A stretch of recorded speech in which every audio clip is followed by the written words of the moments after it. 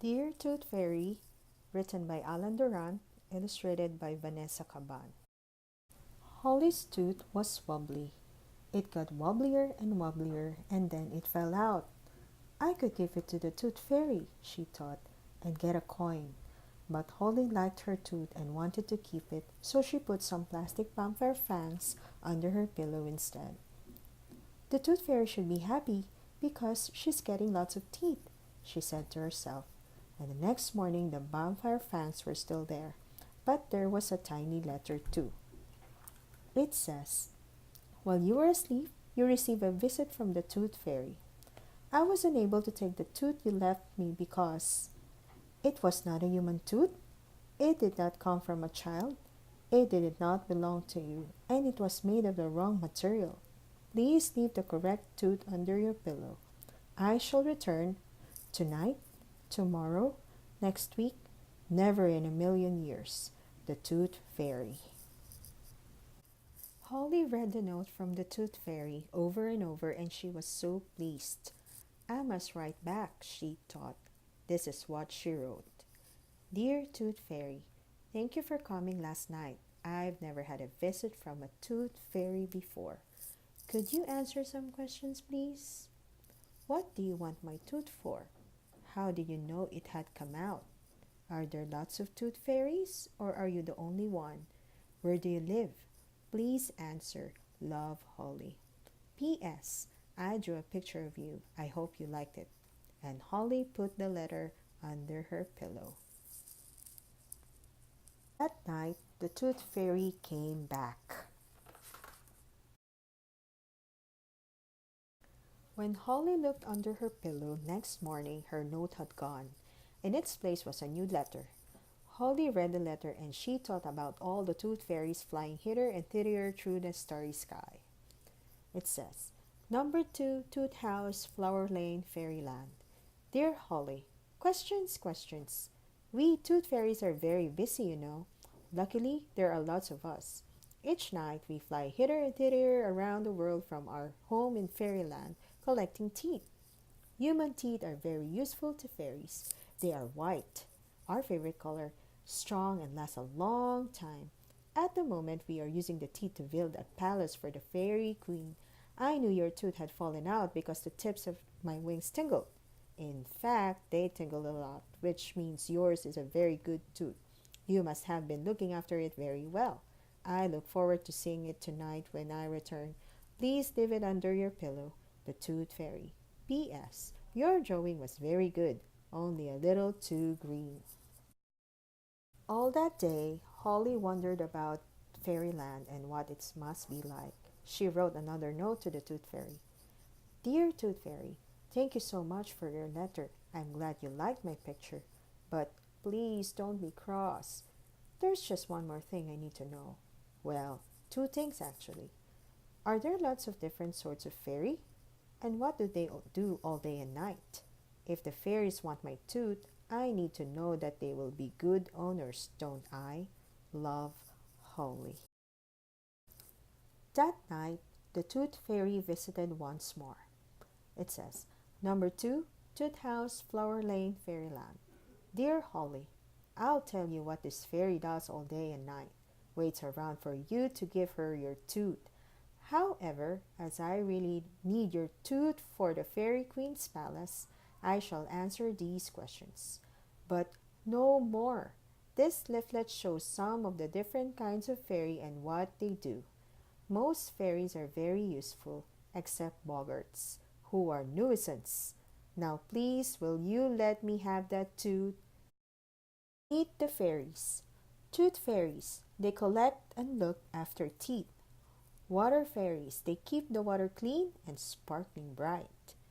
Tree fairies, high among the branches, these fairy lookouts keep watch for nasty trolls. Pixies, their merry music makes the fairies dance and sing. Boggarts, they are always looking to make mischief.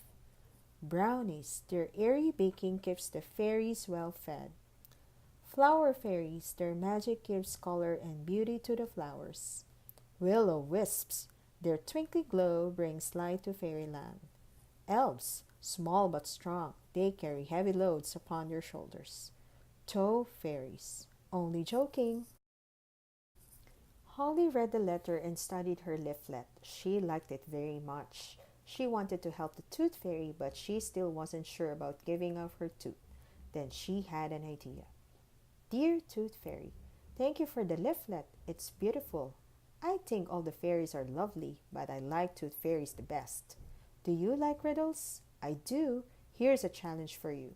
If you ask me a riddle that I can't answer, then I'll give you my tooth. That's fair, isn't it? By the way, I think I know one of those boggarts. My little brother. Love, Holly. That night, for the fourth time, the Tooth Fairy came. And there's a letter, and there's the fairy riddle book. And the letter says, Number 2, Tooth House, Flower Lane, Fairyland. Dear Holly, how clever you are. I think you might make a good fairy. We fairies love riddles. I've left you a little fairy riddle book with this letter. I hope you'll enjoy sharing it with your friends. Now, here is your challenge. Riddle-maroo, riddle-maree, why is a tooth like a tree? The Fairy Queen's palace is finished, except for one thing, her throne. Only the best tooth will do for this, and that is why I need your tooth so badly. But if I do not receive it tonight, I shall not bother you again. If you really want to keep it, I would not want to take it from you. Best wishes, the Tooth Fairy. So the fairy riddle book says, what question can you never answer yes to? The answer is, are you asleep? Next, what bell may delight a mortal's eye, but only a fairy's ear may hear its chime? And the answer is, blue bell.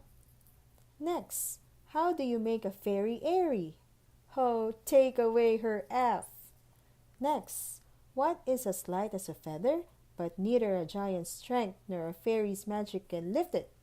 The answer is air. Next, what breaks each day but never needs mending? The dawn.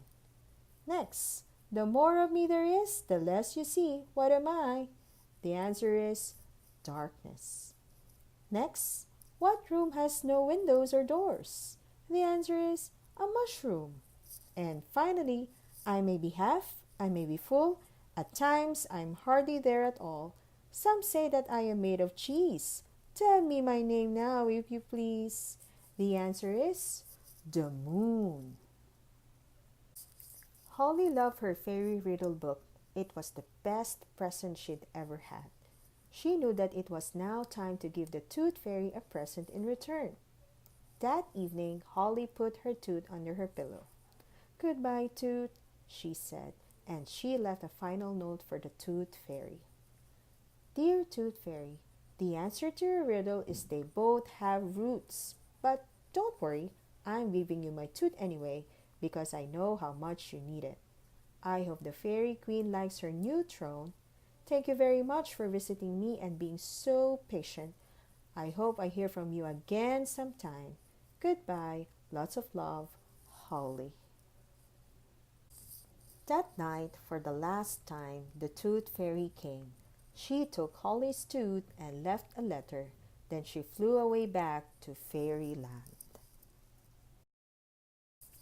When she got there, she put the tooth proudly in its place on the Fairy Queen's new throne. The next morning, Holly read her letter and smiled at her new coin.